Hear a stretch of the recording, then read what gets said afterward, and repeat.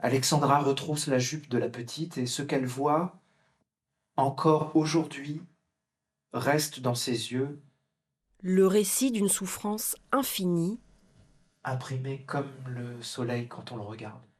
comme il y en eut tant à la barre du tribunal lors du procès terroriste. Un témoignage de victime, celui d'Alexandra, tentant de sauver une fillette fauchée par le camion. Près d'elle, un homme invite Alexandra à lire sur ses lèvres. La mort mimée, murmurée, parfois hurlée, avec toute la noirceur et l'ironie des mots de Thierry Vimal. L'écrivain, dont la fille Amy est morte le soir du 14 juillet, découvre son texte, joué sur scène, un texte passé au filtre de sa pudeur. Il y a quelque chose de très intime et de silencieux dans l'écriture et de l'imaginer d'un seul coup dit à voix haute, déclamé devant des gens. J'ai pas forcément envie que tout ce que j'ai écrit soit passe dans cette forme-là.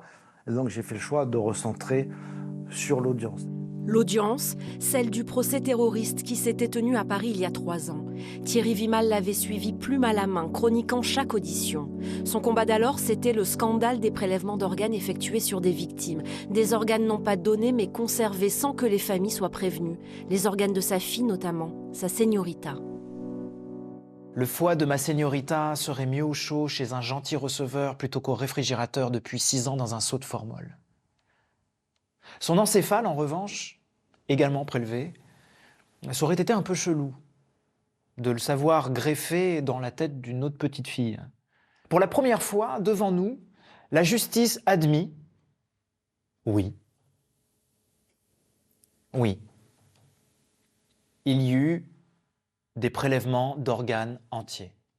Les légistes ont fait du zèle. Mais pourquoi ? Pourquoi ?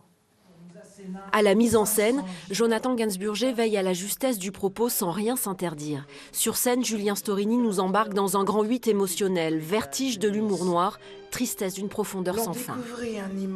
Ce que j'ai aimé, c'est qu'il y a à la fois cette douceur,